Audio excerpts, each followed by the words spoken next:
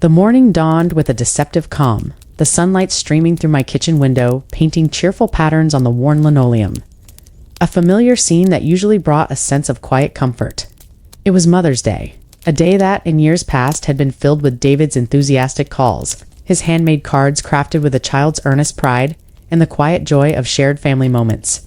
Now, approaching my 72nd birthday, the day felt more like a mandatory performance, a ritualistic acknowledgement of a relationship increasingly strained by my son, David, and his wife, Sarah. They lived in a city apartment, a comfortable life I had largely financed, and their visits were infrequent, their calls often revolving around financial needs, disguised as requests for advice or thinly veiled hints of their dependency. Sarah, in particular, had mastered the art of polite manipulation, her words carefully chosen to position herself as the benevolent manager of their finances, the one who generously insured my son, and she received the support they needed.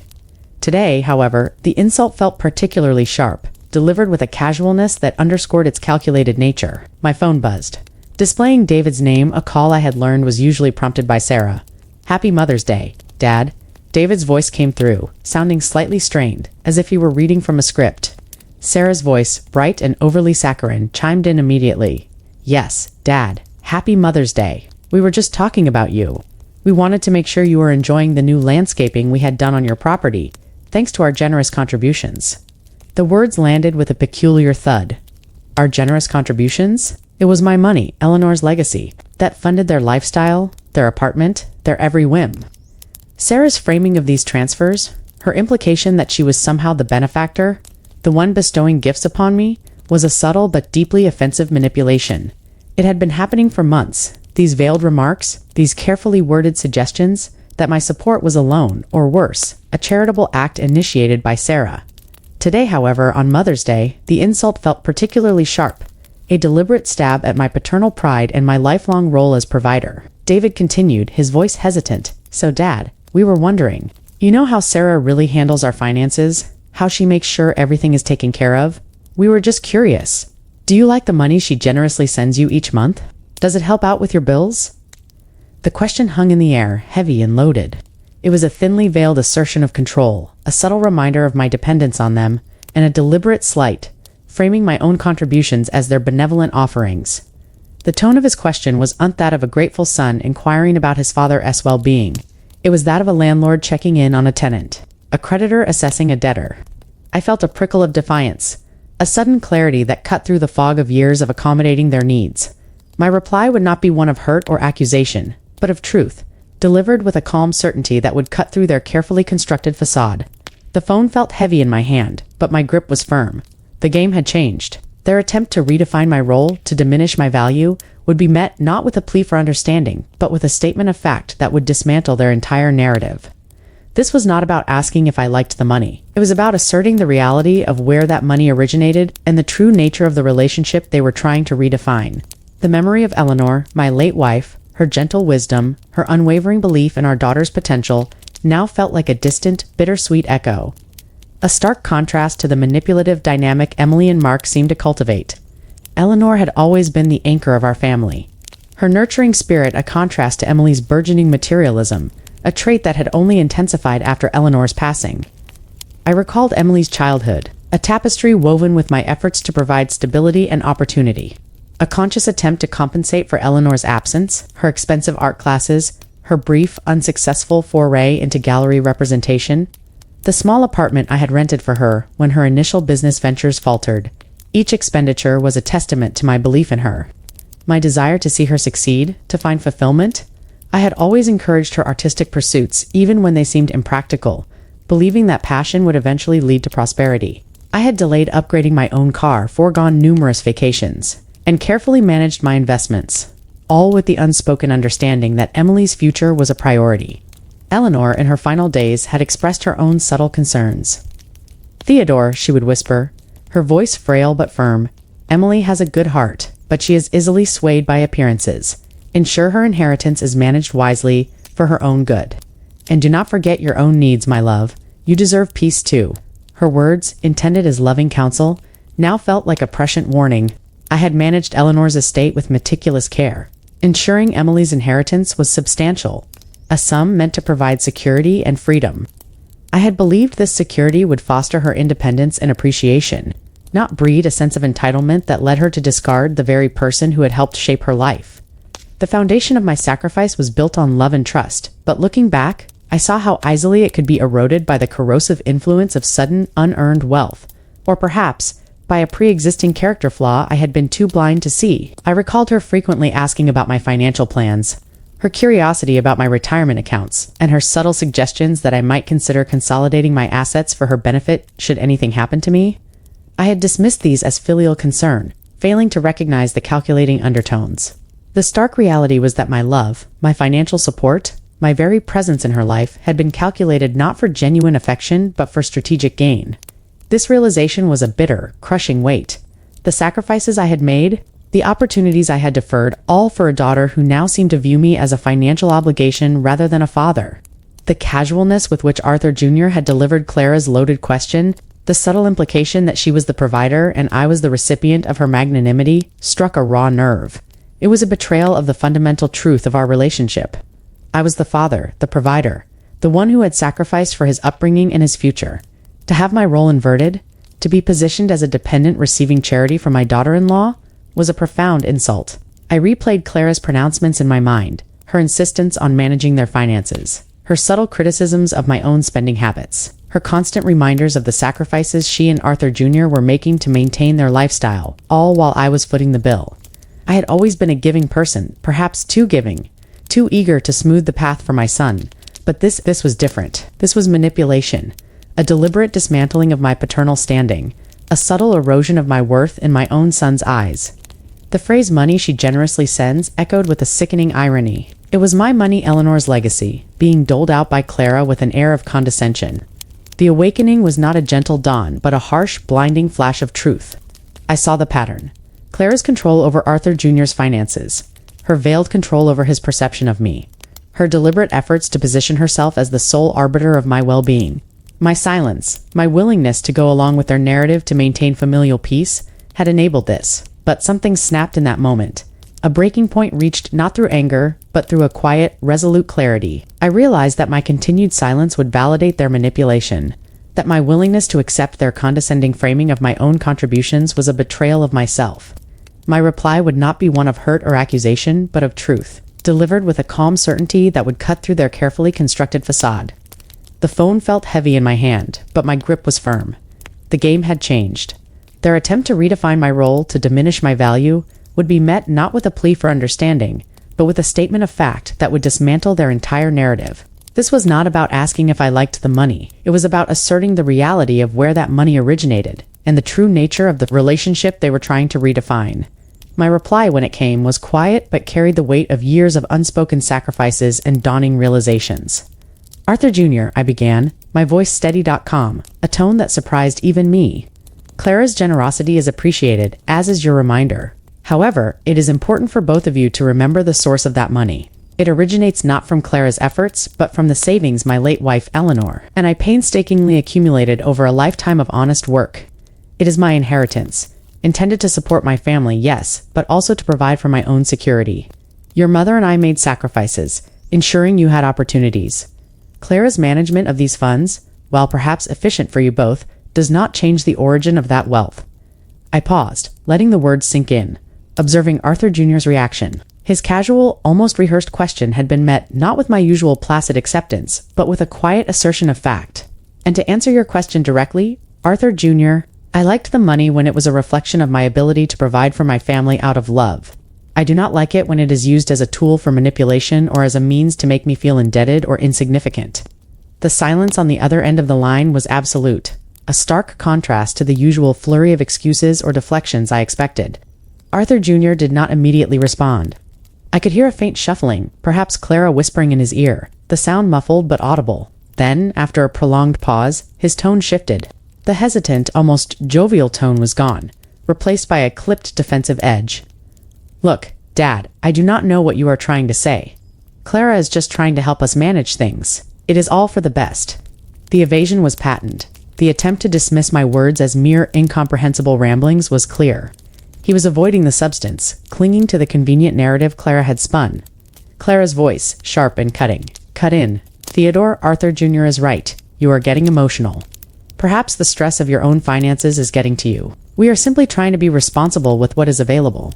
Her attempt to pathologize my response to label my clarity as emotional instability was a classic tactic. I felt a surge of anger, but I contained it, channeling it into a more forceful, direct statement. "This is not about emotion, Arthur Jr. This is about truth.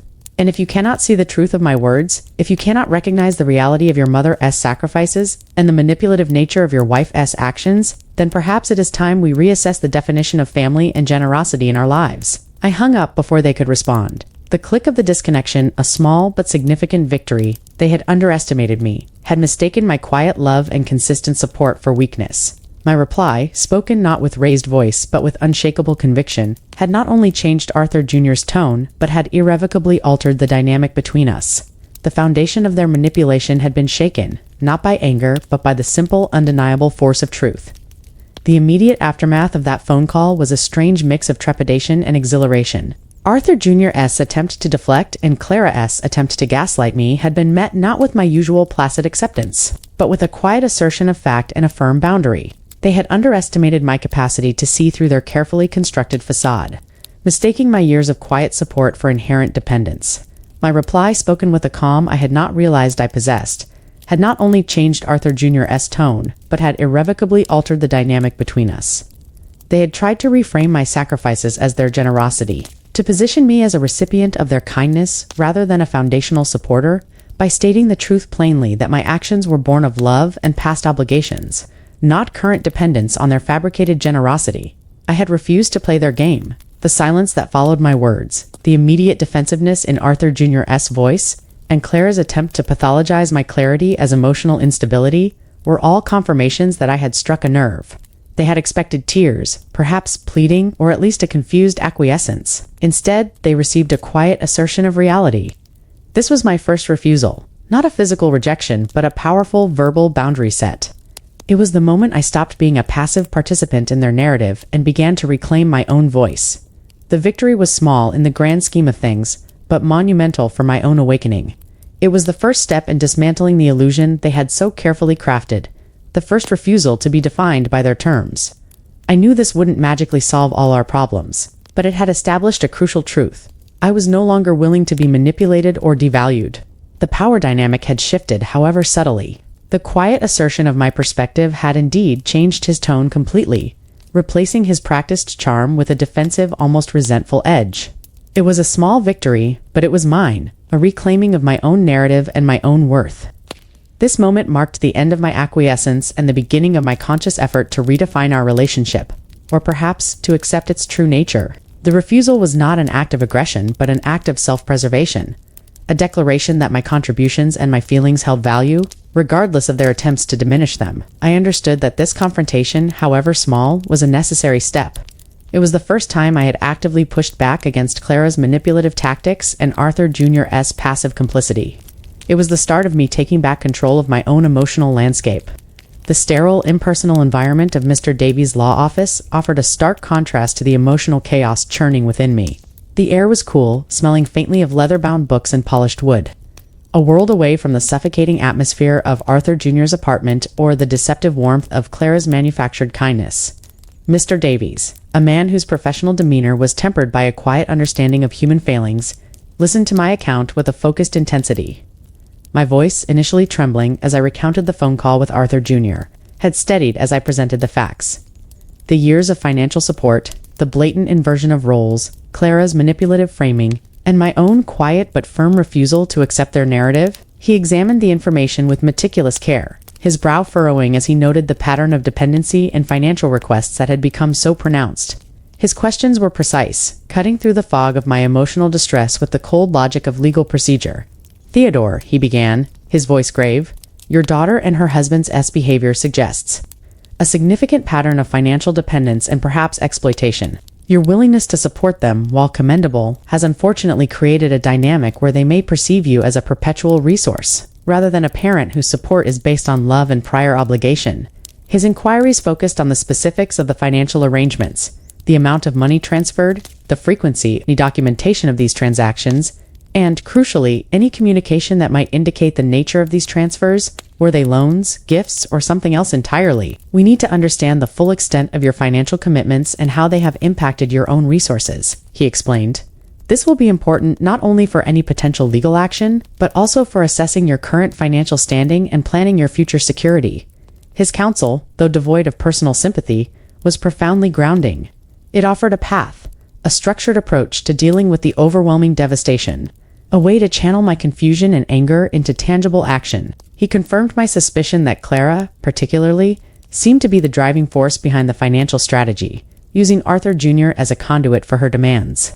He advised me to meticulously document all past and present financial assistance, to gather any correspondence that highlighted the nature of these transfers, and to prepare for the possibility that our relationship might need to be redefined, perhaps with stricter boundaries. He was my first ally outside of the immediate, though tainted, family circle, a professional force of order in the face of utter chaos. A stark reminder that justice, though often slow, was a tangible possibility, and that understanding the truth of the situation was the first step towards reclaiming my own agency. He also stressed the importance of gathering any and all financial records related to my support of Arthur Jr. and Clara, as this documentation would be crucial in any legal proceedings. He suggested we explore the possibility of proving Clara's direct involvement and manipulation, perhaps through phone records or corroborated witness accounts, to build a stronger case against her undue influence. The days that followed my consultation with Mr. Davies were a blur of legal paperwork and a gnawing, pervasive emptiness. The Mother's Day incident had left me profoundly unsettled, questioning not just Arthur Jr.'s judgment, but Clara's influence and the true nature of their gratitude. The comfortable home I had shared with Eleanor, once a sanctuary of peace, now felt like a place I needed to protect from further emotional and financial drain, its silence amplifying my isolation. I found myself replaying Arthur Jr.'s evasive tone, Clara's manipulative words, and my own quiet yet firm retort. The realization that my love and support had been exploited was a bitter pill, but it was also a catalyst for a burgeoning sense of self-respect. It was during one of my solitary walks, a need to escape the suffocating atmosphere of my own thoughts and the weight of this newfound awareness, that I found myself at Mrs. Gable's doorstep. She was a neighbor, a woman of quiet observation and unexpected warmth, who had known Eleanor well and had always offered a kind word and a listening ear. Seeing my visible distress, she approached, not with intrusive pity, but with a gentle, knowing presence. "Theodore," she began softly, her eyes reflecting a deep well of compassion that seemed to see straight through my carefully constructed facade. "You seem troubled. Is everything all right?" Her words, simple and direct, cut through the emotional haze. She did not pry, but she listened as I hesitantly at first, then, with a flood of pent-up emotion, recounted the events of Mother's Day, the phone call, the unsettling shift in Arthur Jr.'s demeanor, and Clara's insidious framing of my support. She shared her own experiences, a sister who had, over years, systematically drained her parents' savings through elaborate scams, a nephew who had vanished after a series of fraudulent schemes. "You are not alone in this, Theodore," she said, her hand resting gently on mine, a simple touch that conveyed immense comfort. "It is a special kind of pain, when the ones you love most seem to take advantage of your kindness, but you are strong." Arthur Sr. knew that. He saw that strength in you, even when you could not see it yourself. Mrs. Gable became my mentor, not just in navigating the practicalities of my changed circumstances, but in the emotional journey of reclaiming my boundaries. She shared stories of her own struggles with entitled family members, how she had learned to set firm limits, to prioritize her own well-being, and to recognize the difference between genuine generosity and exploitation. She introduced me to her circle of friends, women who had faced their own trials of difficult family dynamics, financial strain and emotional manipulation, but had emerged with resilience, grace, and a shared understanding. They became my unexpected alliance, a community forged in shared experience, offering a lifeline, a reminder that I was not alone and that recovery was possible. Her advice about establishing clear boundaries, about communicating my needs directly, and about the importance of self-respect was invaluable. She also subtly reinforced the idea that my actions, my firm reply, were not an act of rejection but an act of self-preservation. This affirmation was crucial in shifting my perspective from victimhood to empowerment. I began to focus on small, achievable goals, meticulously organizing my financial records, securing my remaining assets with new legal safeguards, and establishing new routines that prioritized my own well-being and my fight for respect within my family. The initial shock had given way to a period of profound grief and isolation, but as I began to take these steps, a sense of agency started to emerge. A realization that even in the face of devastating loss, I had the capacity to heal and to fight. The stark realization that my son, influenced perhaps by his wife, was capable of such calculated manipulation had left me profoundly unsettled, questioning the very foundation of our relationship, the narrative of our filial bond. The house, once filled with Arthur Sr.'s comforting presence and the echoes of our shared life, now felt like a repository of my own perceived failings, a place where my trust had been so grievously misplaced. The silence was broken only by the phantom echo of Arthur Jr.'s evasive tone, Clara's overly solicitous voice, all now tinged with suspicion. I found myself replaying countless moments from my relationship with Arthur Jr., searching for subtle signs, for hints of this underlying dynamic of dependency and manipulation that had unfolded so insidiously. It was during one of my solitary walks, a need to escape the suffocating atmosphere of my own thoughts and the weight of this newfound awareness, that I found myself reflecting deeply on the nature of unconditional love versus enabling behavior. I had always believed in supporting my son, in providing for him, but had I crossed a line, blurring the boundaries between parental support and enabling his dependence? Eleanor's letters, my late wife, often spoke of balance, of ensuring that love did not become a crutch. Her gentle reminders about maintaining my own life, my own pursuits, now resonated with a profound truth. I realized that my focus on Arthur Jr.'s needs had, perhaps, inadvertently diminished my own sense of self-worth, making me vulnerable to their manipulations. This period of introspection was painful, forcing me to confront my own passivity and my reluctance to set boundaries. But it was also crucial for my awakening.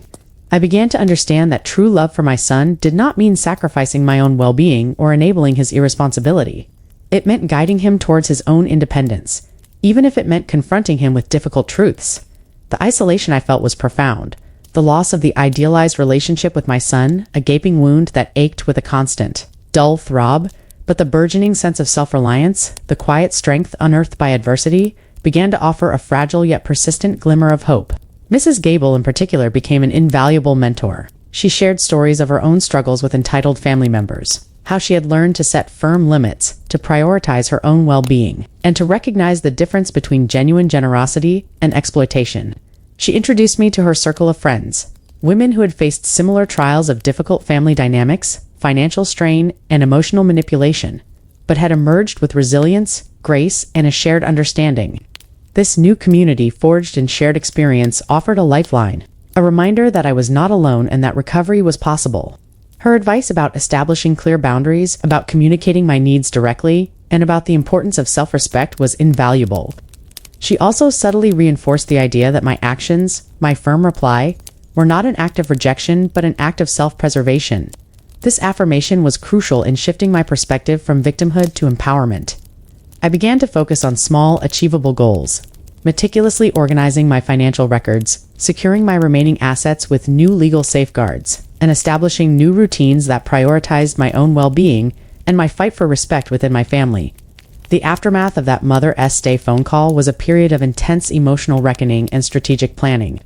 Arthur Jr.'s tone, clipped and defensive, had confirmed my deepest fears. Clara's narrative had clearly taken root, and my attempt at setting a boundary had been met with resistance rather than understanding. The subsequent weeks saw a marked escalation. The monthly allowance, which had always been transferred promptly, became subject to Clara's scrutiny. Calls from Arthur Jr. were now often intercepted or guided by Clara, her voice laced with feigned concern, subtly questioning my judgment or financial stability. "Dad," Arthur Jr. would say, echoing Clara's phrasing. "Clara was just mentioning that maybe you should consider consolidating your investments. She is really good with numbers, you know? It might be beneficial for you." Or, "Clara was worried when she heard you were looking at those art classes. She thinks it might be a bit frivolous right now, given your situation. Perhaps stick to something more practical." The implication was clear. My life choices were now subject to her approval, my autonomy being subtly eroded. The tension peaked when Clara began suggesting that Arthur Jr. should take over managing my finances, framing it as a way to help me out and ensure my security. She presented printouts of my own bank statements, highlighting my withdrawals for art supplies or dinners with friends, questioning their necessity with a maternalistic condescension that infuriated me. This was no longer about my son's dependence. It was about Clara's control. She was systematically isolating me, undermining my confidence, and positioning herself as the sole arbiter of my well-being. The initial betrayal of being devalued had morphed into a calculated campaign to undermine my competence and control my life. Mr. Davies, my lawyer, became my confidant and strategist. I presented him with the phone records, any communication logs detailing Clara's manipulative suggestions, and detailed notes from my conversations with Arthur Jr. and Clara. Mr. Davies meticulously reviewed everything, identifying Clara's manipulative tactics, gaslighting, financial control, disguised as care, and the isolation of the protagonist from external support. He began gathering evidence of Clara's own financial history, any record of debt, failed ventures, or extravagant spending that might explain her desperate need for my assets. He also advised me to document every interaction, every financial transfer, and every instance of subtle pressure or control, building a case not just for financial exploitation, but for undue influence and emotional abuse. The rising tension was a constant hum beneath the surface of my daily life, a reminder that this was an ongoing battle, a fight for my autonomy and my future. Detective Miller's investigation into Arthur Jr.'s wedding finances, prompted by my report, began to uncover a pattern of suspicious transactions involving Clara's brother, further corroborating the idea of a planned financial scheme. The potential for legal action, while daunting, also provided a framework for my own resistance. Armed with the details of Clara's manipulative tactics, my meticulous financial records, and a clearer understanding of the psychological warfare being waged against me, I met with Mr. Davies to formulate our defense. He examined the evidence with a grave expression, recognizing the pattern of financial exploitation and emotional manipulation. "Theodore," he stated, his voice serious, his gaze meeting mine with a professional solemnity, "this situation suggests a clear pattern of undue influence and financial control. Clara is systematically isolating you and attempting to gain control of your assets through psychological pressure and financial dependency. We need to build a case that demonstrates this pattern." Our strategy began to solidify around this damning evidence. We would use the documentation of financial transfers, any communication records highlighting Clara's control, and crucially, witness testimonies from those who had observed the dynamics between Arthur Jr., Clara, and myself. Mr. Davies advised me to gather affidavits from my closest friends and Mrs. Gable, who could attest to my mental competence, my clear decision-making abilities, and the nature of my relationship with Arthur Jr. and Clara prior to the inheritance and subsequent pressure. He also suggested a psychiatric evaluation to officially confirm my mental and emotional stability, a preemptive measure against Clara's potential claims of my incompetence should the situation escalate to legal proceedings. Meanwhile, Mrs. Gable and her bridge club became my steadfast support system. They helped me navigate the emotional toll, offering invaluable counsel and encouraging me to focus on my fight for justice. They reminded me of my own resilience, of the strength Arthur Sr. had always seen in me, and encouraged me to focus on reclaiming my life. I started attending therapy, a suggestion from Mrs. Gable, to process the complex emotions of grief for the son I thought I knew, the simmering anger at the betrayal, and the profound sense of loss that permeated my days. The process was painful, often emotionally taxing, but undeniably cathartic, helping me to reframe the narrative from one of helpless victimhood to one of resilient self-preservation. I began to meticulously document every aspect of my life that had been impacted, not just the financial devastation, but the emotional toll, the social isolation, and the psychological impact of such a profound breach of trust. This preparation wasn't just for a legal battle, it was for my own psychological recovery, a methodical process of reclaiming my narrative and rebuilding my sense of self-worth, piece by painstaking piece. The determination was clear, resonating within me like a battle cry. The truth had to be uncovered, and I was ready to fight. Mr. Davies also initiated legal proceedings to freeze any assets that might be at risk, though recovering the full extent of what had been dissipated would be a long and difficult process. He stressed the importance of presenting Clara's recent actions, the veiled insults, the controlling behavior, the attempts to isolate me as further evidence of her manipulative intent and disregard for any genuine familial connection. The courtroom was a stark, impersonal space, its austere architecture and hushed atmosphere a world away from the suffocating tension of my recent family interactions. The proceedings felt surreal, a legal battle against my own son and daughter-in-law, individuals whose actions had caused such profound pain. Arthur Jr. and Clara sat across the aisle, their faces impassive, their eyes devoid of any recognition of the father who had sacrificed so much for them. Now, flanked by their formidable legal team led by Mr. Sterling, a man renowned for his aggressive courtroom tactics.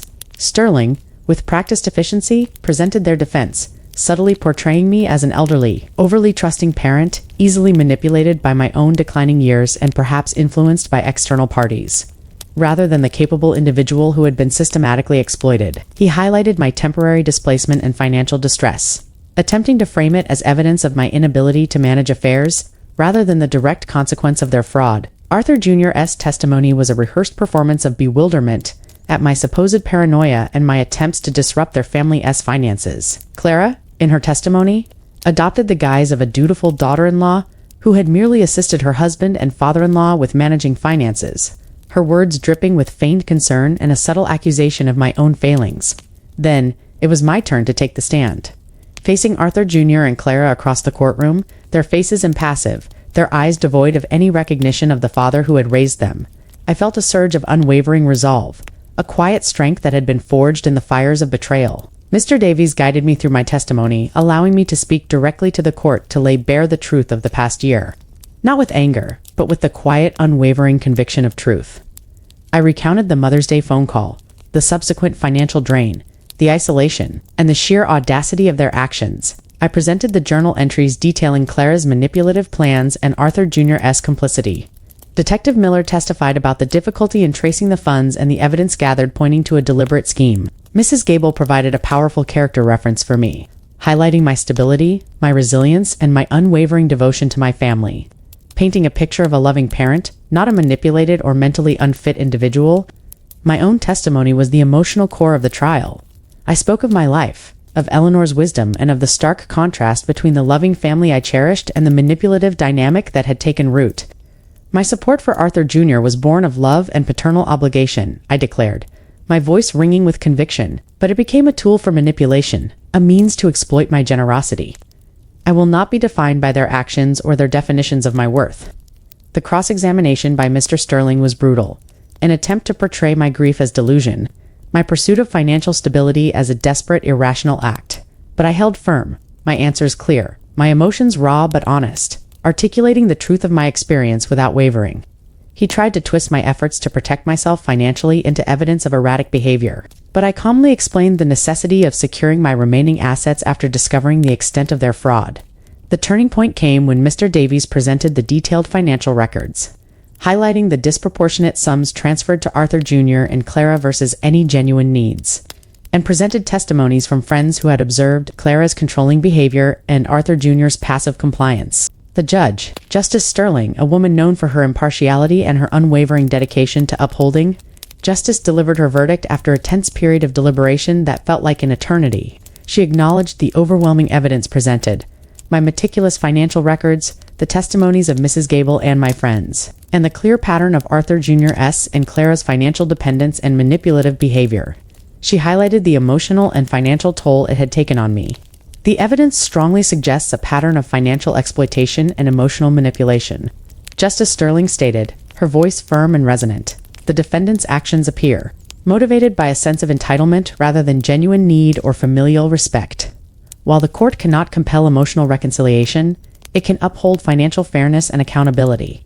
Therefore, while direct recovery of all dissipated funds may be challenging, the court strongly advises Arthur Jr. and Clara to seek independent financial and personal counseling. Furthermore, for the protection of Mr. Theodore Vance, the court orders a formal cease and desist from all financial requests and manipulative communications directed towards him. Any future interactions must be through legal counsel, and Mr. Vance is advised to take all necessary steps to protect his remaining assets and personal well-being. A collective sigh of relief rippled through the room, a palpable release of tension. Justice had been served, not through a criminal conviction, but through a legal and moral affirmation of my rights and my experience. Arthur Jr. and Clara, their faces ashen, received the judge's pronouncement with stony silence. Their attempt to manipulate the situation, to paint me as the problem, had failed. The verdict marked the end of one harrowing chapter and the beginning of another, the chapter of my own rebuilding, and the difficult, necessary process of confronting the reality of my relationship with my son and his wife. The days following the court's verdict were suffused with a profound sense of quiet victory and a deep restorative relief that seeped into my very bones. The legal proceedings had been exhausting, emotionally draining, and a stark reminder of the depths to which familial bonds could be corrupted by greed and entitlement. Yet, emerging from it, I felt a clarity I had not experienced in years. The initial shock of Arthur Jr.'s and Clara's betrayal, the subsequent struggle to reclaim my financial independence and my emotional equilibrium, had stripped away the illusions I had clung to for so long. My focus now shifted from the past and its painful revelations to the future and its unclaimed possibilities. I made the difficult decision to sell my personal residence, the place that held too many memories of both joy and profound sorrow, a symbol of a life built on trust that had been so ruthlessly broken. The proceeds, carefully managed with Mr. Davies's guidance, allowed me to solidify my financial independence and to make strategic yet decisive moves. The first was to reassert my boundaries with Arthur Jr. and Clara, not with vengeance, but with the unwavering firmness of someone who had learned their lesson. I stopped the monthly allowance, redirecting those funds towards my own well-being and future. I began to re-engage with the world, not as a victim, but as a survivor, my interactions marked by a newfound clarity and a quiet strength. I took Mr. Davies' advice and began attending therapy, a process that helped me to disentangle my own sense of worth from my children's perceived needs.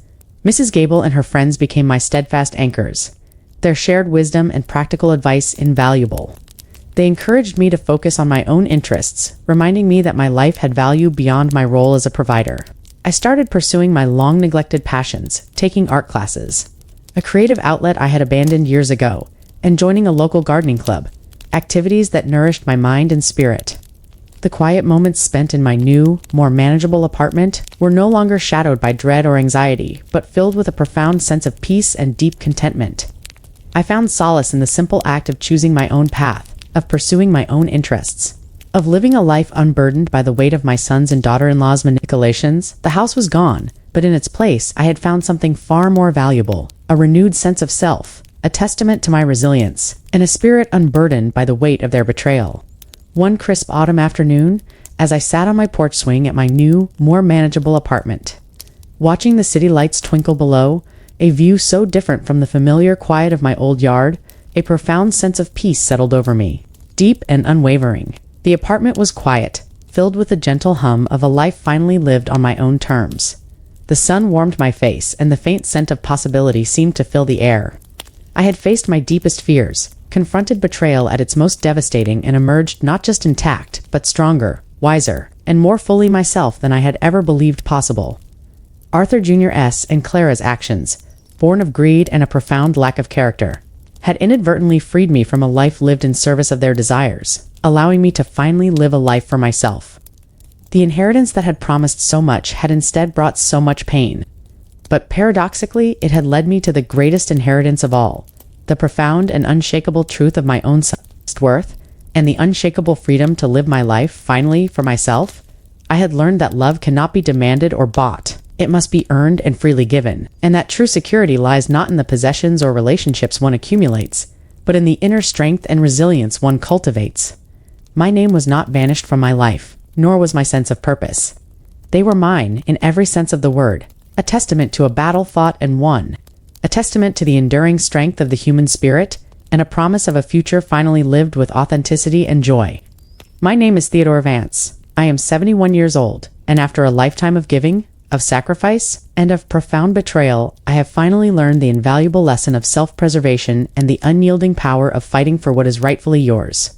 The journey from the shock of discovering my son's and daughter-in-law's manipulation to this quiet liberation had been arduous, marked by deep pain, righteous anger, and a fear I once thought would consume me. But through it all, I discovered a strength I never knew I possessed. Arthur Sr.'s legacy wasn't just in the financial security he provided, but in the lessons of integrity and resilience. He embodied lessons that guided me back to myself. Arthur Jr. and Clara's actions, born of greed and a profound lack of character, had inadvertently freed me from a life lived in service of their desires, allowing me to finally live a life for myself. If my story resonated with you, if you saw a reflection of your own struggles or triumphs, or if it simply moved you, I would be deeply grateful for your support. Your engagement helps me continue to share these narratives of resilience and hope. Please consider leaving a comment below. I am always eager to hear your thoughts. What would you do in my place? How would you reclaim your life after such a devastating betrayal? Your perspectives are invaluable to me. For more stories of courage, the overcoming of adversity, and the quiet triumph of reclaiming one's life and dignity, please like this video and subscribe to my channel. There are many other stories waiting to be told, each one a testament to the enduring power of truth and self-discovery. With heartfelt greetings, and until next time,